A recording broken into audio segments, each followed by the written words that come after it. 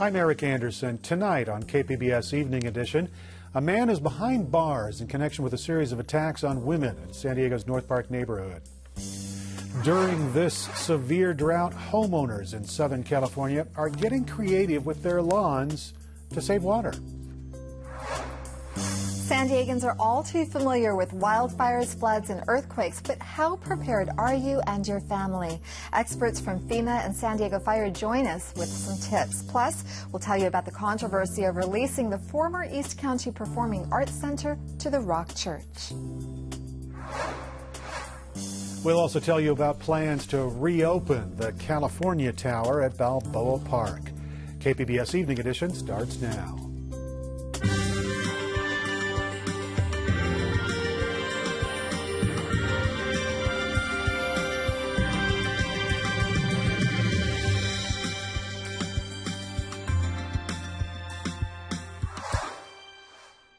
Good evening. Thanks for joining us. Dwayne Brown is off tonight. San Diego police have arrested a suspect in a series of attacks in North Park. Police credit community involvement and a tip for leading investigators to the arrest. KPBS reporter Matt Bowler has a look at today's developments. Police accused David Angelo Drake of attacking 6 women who were walking down the street in North Park. San Diego police, they say that someone saw this picture from a security camera and called police, leading them to the 23-year-old man. For the past 3 months, authorities have looked for a suspect in the series of sexual assaults. Drake is facing 19 charges, including assault, battery with serious bodily injury, and sex with a foreign object by force. San Diego Police Lieutenant Sandra Albrechtson says she gives the tipster a lot of credit for the arrest. The August 29th video that was released led to a tip, and that tip we followed up on, which then led to Mr. Drake. The attacks happened in City Councilman Todd Gloria's district, and he says social media and North Park's culture of activism were a big help in finding the suspect. He thinks other communities can use social media to help fight crime in their neighborhoods too. I think this could work anywhere. I mean, this was Facebook, Twitter, Instagram. People really sharing this information with their networks. It doesn't have to be in an urban community like North Park. I think it could work anywhere. But I think what's different in this particular case is that North Park is an activist neighborhood. David Angelo Drake is scheduled to be arraigned Thursday afternoon. Bail is set at $855,000. Matt Bowler, KPBS News. Home Depot has confirmed that its payment systems have been hacked. The data breach could affect millions of shoppers who used credit and debit cards at one of its 2,000 stores. Home Depot did not say how many cards might be affected, but the breach goes as far back as April, and it could turn out to be one of the biggest data breaches in history. Meanwhile, San Diego hotel guests are also being warned about a possible breach.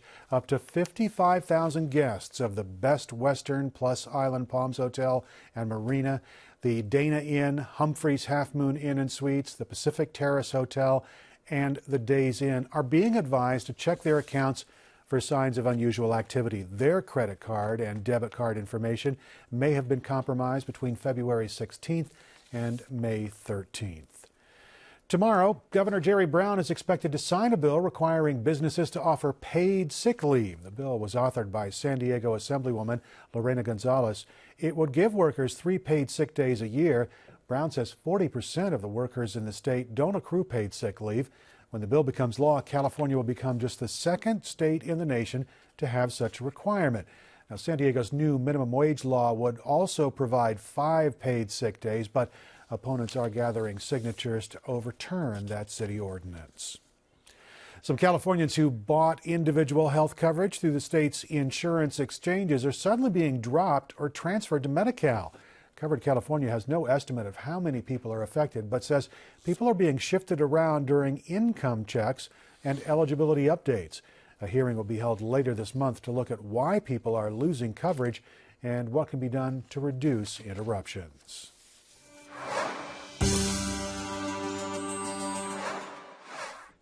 UC San Diego is getting a slice of the record-setting solar energy deal just signed by the UC system. The university system is buying 200,000 megawatts of solar power over 25 years.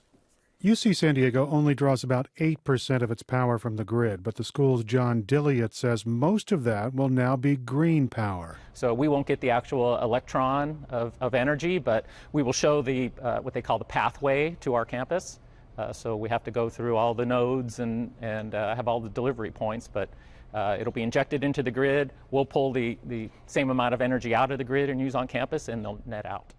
This solar tree on top of this UCSD parking garage is one part of the equation that will help the campus become energy independent. Dilliot says solar panels cover nearly all available roof space on campus, and the panels generate 2.3 megawatts of power. The school also recently spent $110 million on energy efficiency efforts, and the university uses a cogeneration plant that generates heating and electricity. On top of that, UC San Diego has installed a 2.8 megawatt fuel cell. Dilliot says the push for energy independence honors the UCSD researchers who study global warming. We've always had sort of in our DNA that we would not only talk the talk and alerting the world to this issue, but also walk the walk on our operations on campus. So to try to become climate neutral or source our fuels and energy from a renewable source has always been the highest priority on campus. Dilliot is also looking at ways to develop energy storage so the school can tap into the wind that kicks up on campus at night. He says that could get the school to 100% on-campus renewable power. More homeowners are tearing out their lawns to cut back on water use because of California's historic drought. And in some cases, they're making money in the process. Raquel Dillon of the Associated Press has that story. For more and more homeowners in Southern California, it's last call for their thirsty lawns. We've been dumping thousands of gallons on our lawn every year just to keep it maintained. It looks great, but it's expensive and it's wasteful. In a historic drought, every drop counts. The water for these lawns could be used to grow crops. So local water agencies are paying people to tear out their grass.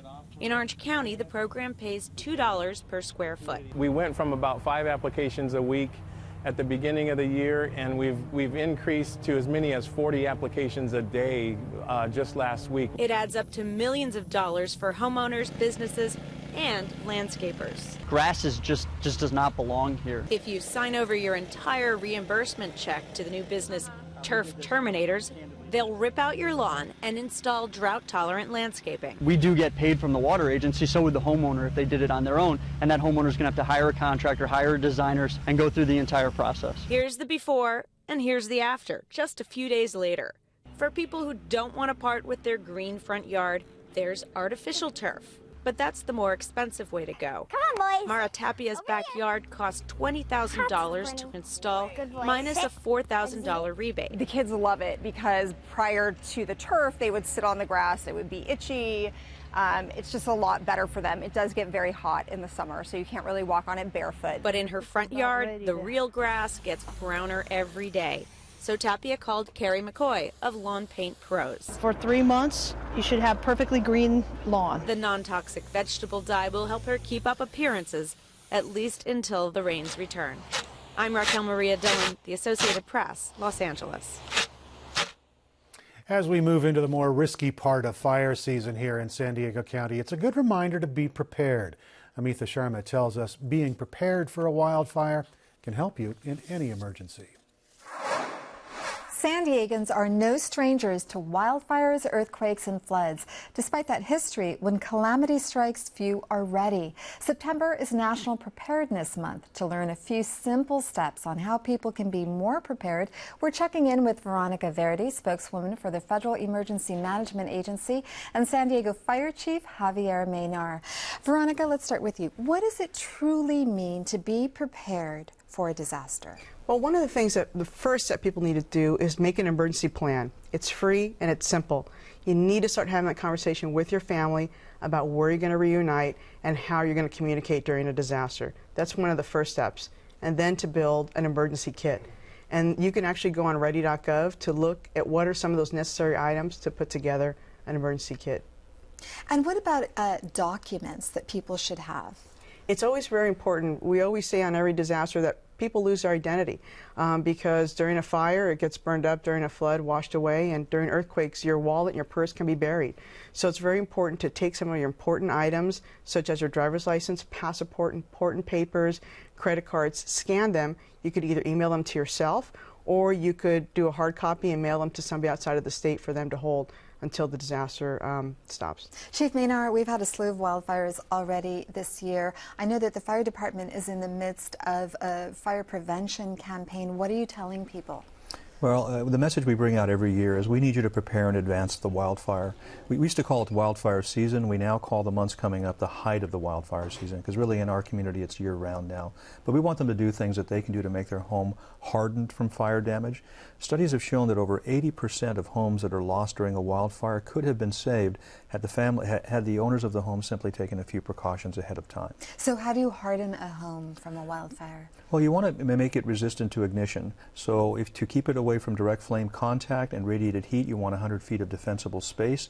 To protect it from the ravages of the embers that fly up to a mile ahead of the fire front, you want to make sure you don't have a combustible roof or combustible siding on your home, that you keep things away from your home that could ignite, such as flammable patio furniture, that you cover attic vents with 1/8 inch metal mesh, that you take care of the ornamental plants around your home so they don't transfer ember fire to your home itself. So multitude of things you can do. There are many, many websites. We recommend Ready, Set, Go as a good program for fire preparedness, and you can find that at any fire department's website. Veronica, FEMA says that we should be prepared for any type of disaster. In Southern California, we have earthquakes, we have fires, we have floods. What else is on that list? Well, we have wildfires, floods.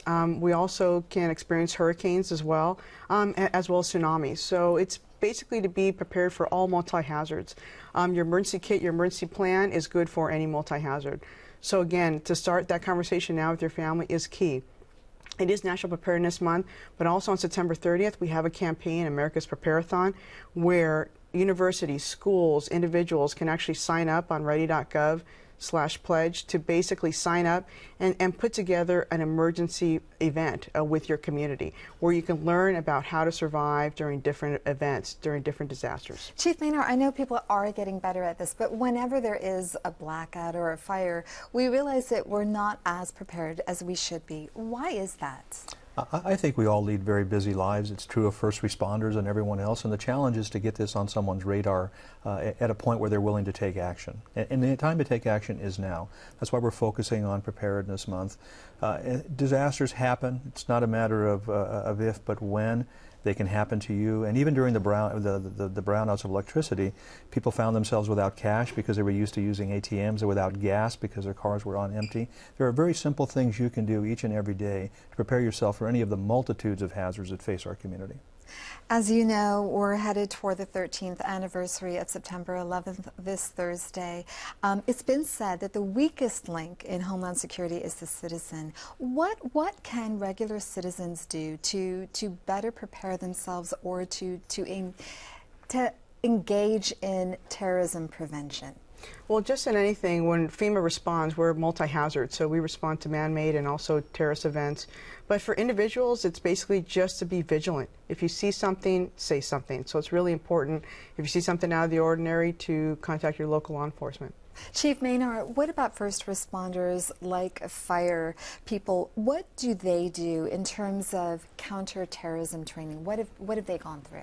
Well, they've gone through the See Something, Say Something that all city employees have gone through, that campaign of how to report things.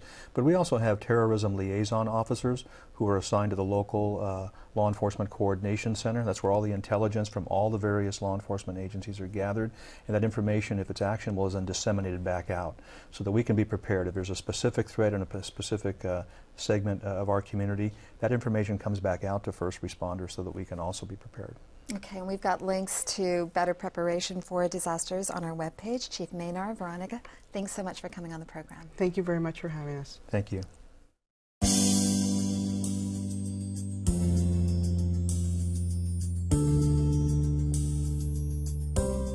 New housing data shows that fewer homes are changing hands in San Diego. The Greater San Diego Association of Realtors says that home sales were down 20% in August from the same month a year ago.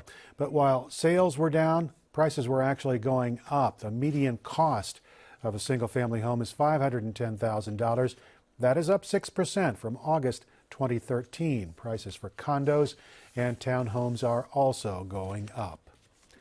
Apple unveiled its latest iPhones today. The iPhone 6 and 6 Plus have bigger screens, and they'll have a new horizontal viewing mode to take advantage of the larger display. But the star of the event today was the company's first smartwatch. Apple Watch displays notifications including fitness tracking, maps, and other things that will be available early next year. The city of San Diego is taking steps to make Fiesta Island safer for bicyclists. Last month, a wrong-way driver plowed into 8 bike riders, most ending up in the hospital.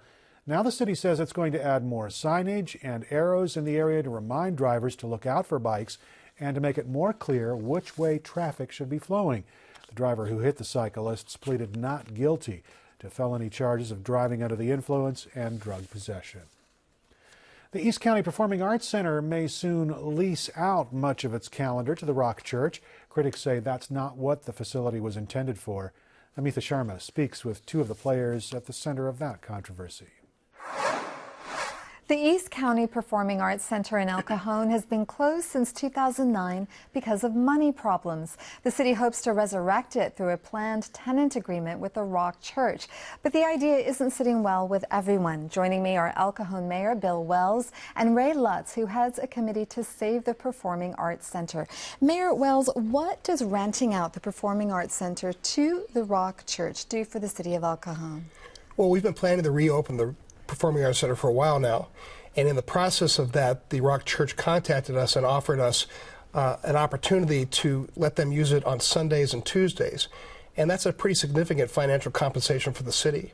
It really comes out to about $1 million every 4 years, and that's significant because we take about a $600,000 a year subsidy to keep the Performing Arts Center running, and we've had difficulty maintaining that in the past, and we really don't want to have that problem again. So it gives us a really good business opportunity to not only mitigate some of our costs, but to provide good performing arts opportunity for the city.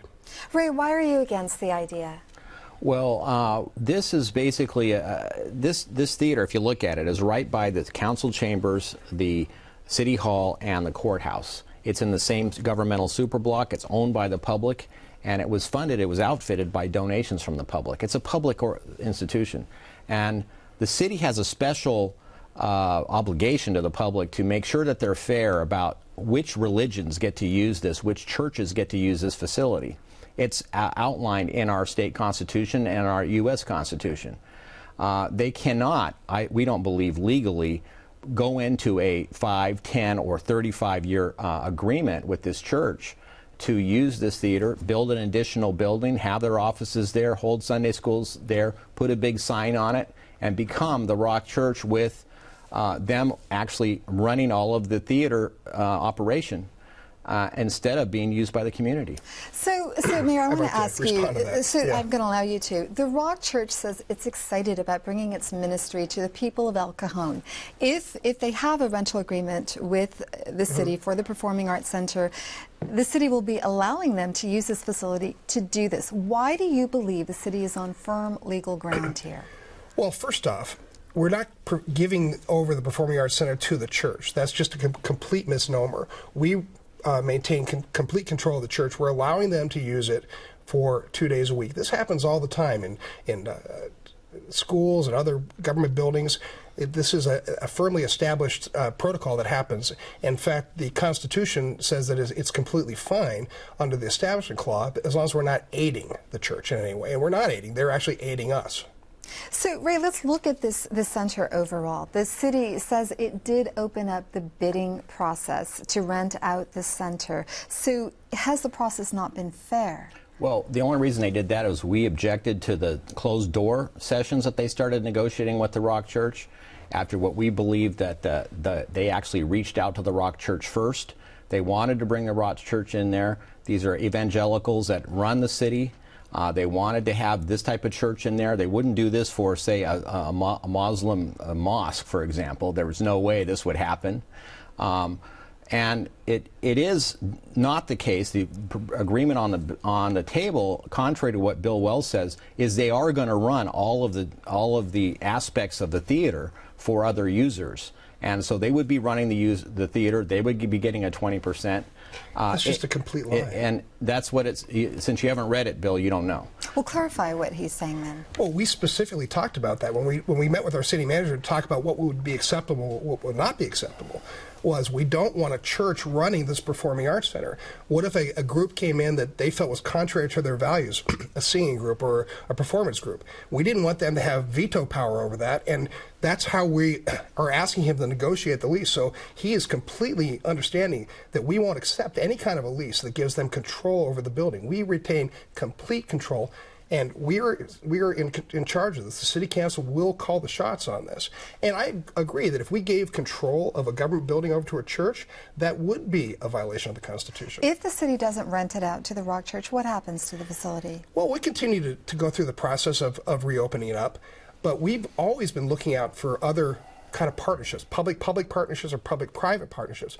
The first thing we did about a year and a half ago, we reached out to a school district and said, why don't you partner with us instead of building new buildings? Why don't you use this building? And they couldn't do that, but we've been looking at all kinds of creative solutions. So, Ray, the city says about 75% of Friday and Saturday nights and most weeknights would be open for the facility to be used for entertainment purposes.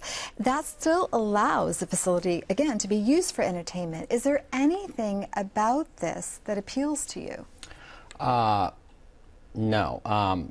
I mean, this theater can be reopened no matter what. So to say that it's either Rock Church or nothing, that's a false dichotomy.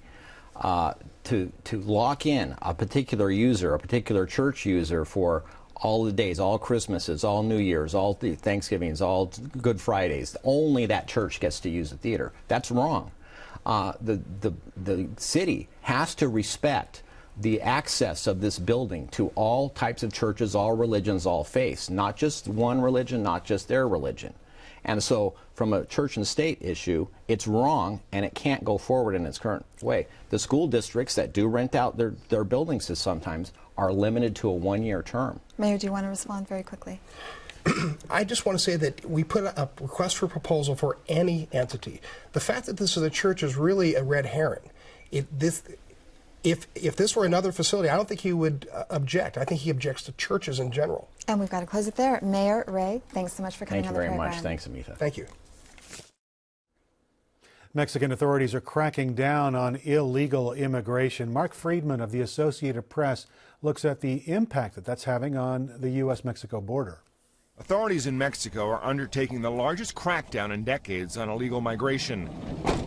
The move has decreased the flow of Central Americans trying to reach the United States. It's also dramatically cut the number of child migrants and families along the perilous route. In the southern state of Chiapas, which borders Guatemala, convoys of Mexican federal police and immigration agents search and patrol the tracks of the infamous freight train known as the Beast, hauling migrants from the rail cars and sending them to deportation centers. To avoid being detained, migrants hide in the woods, but it's also where criminals lurk.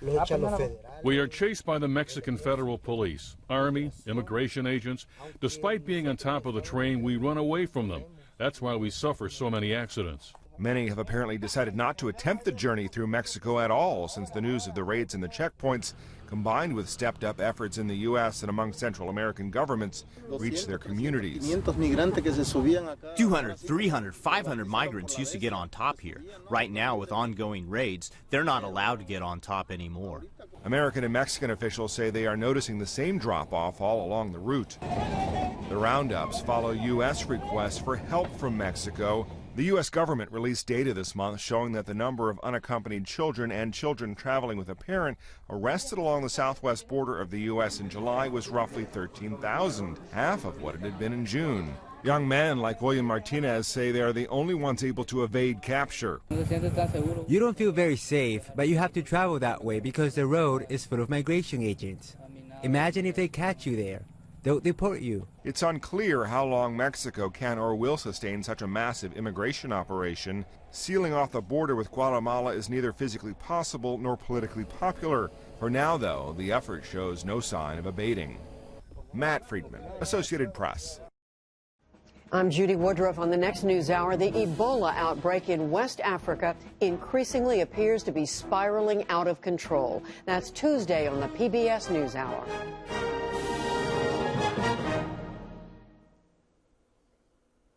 Plans are underway to reopen the California Tower at Balboa Park. The tower first opened in 1915 in celebration of the Panama California Exposition, but later it was closed for unknown reasons and stayed that way. The Balboa Park Committee has been working to open it back up to the public. They hope to raise $3 million to pay for renovations and upkeep. The tower could open as soon as January. There is no word on how much it will cost to tour the tower. Now, if you thought today was warm, the forecast showing even warmer weather for later this week. Along the coast, some clouds, but still temperatures expected to hit the 80s by Friday. Inland, lots of sunshine, muggy, temperatures up in the 90s by the end of the week. Sunny skies up in the mountains. Look for triple-digit temperatures if you're going to be going out to the desert regions. Recapping tonight's top stories, a man is behind bars in connection with a series of attacks on women in San Diego's North Park neighborhood. Police say that David Angelo Drake attacked 6 women who were walking down the street at night. Drake is facing 19 charges, including assault, battery with serious bodily injury, and sex with a foreign object by force.